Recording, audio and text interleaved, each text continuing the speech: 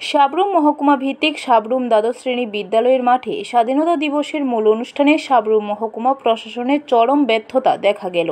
বিগত দিনে দেখা যেত জীবিত অবস্থায় যে সকল স্বাধীনতা সংগ্রামী ছিল ও যে সকল স্বাধীনতা সংগ্রামীদের মৃত্যু হয়েছে তাদের পরিবারের সহধর্মিণীকে তাদের মহকুমার স্বাধীনতা দিবসে মূল অনুষ্ঠানে আমন্ত্রণ জানানো হতো এবং যে সকল স্বাধীনতা সংগ্রামী মৃত্যু হয়েছে তাদের সহধর্মিণীকে স্বাধীনতা দিবসে সাবরুম মহকুমা ভিত্তিক মূল অনুষ্ঠানে আমন্ত্রণ জানানো হতো এবং তাদের যাতায়াতের ব্যবস্থা করা হতো মহকুমা প্রশাসনের পক্ষ থেকে।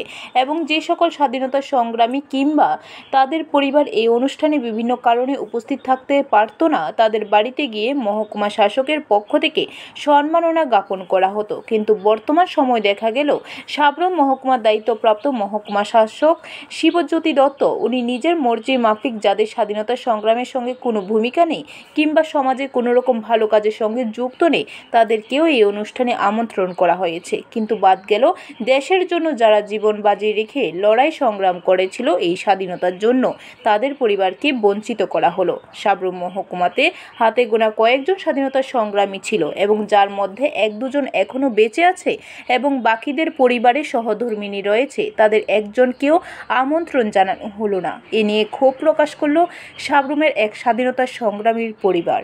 5 ভাই ছিল, 5 ভাইয়ের মধ্যে বাবা সবাই বড়। বাবা ছোটবেলা থেকে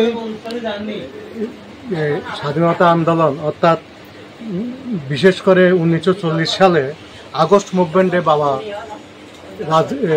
স্বাধীনতা আন্দোলনের সাথে জড়িত।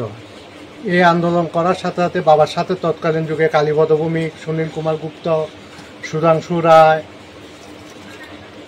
তারপর ভবেশচন্দ্র নন্দী, নরেশচন্দ্র ভট্টাচার্য, কালিদাস ভৌমিক, দ্বিজেন দে, বিনোদ বিহারী দত্ত ইত্যাদি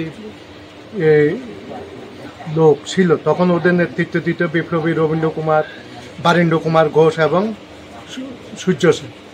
বাবা ওদের সাথে একসাথে যুক্ত হয়ে তৎকালীন ভারতবর্ষ স্বাধীনতা আন্দোলনের বিভিন্ন ভূমিকা নেয়। এই ভূমিকা। ব্যুরো রিপোর্ট, খবর ত্রিপুরা।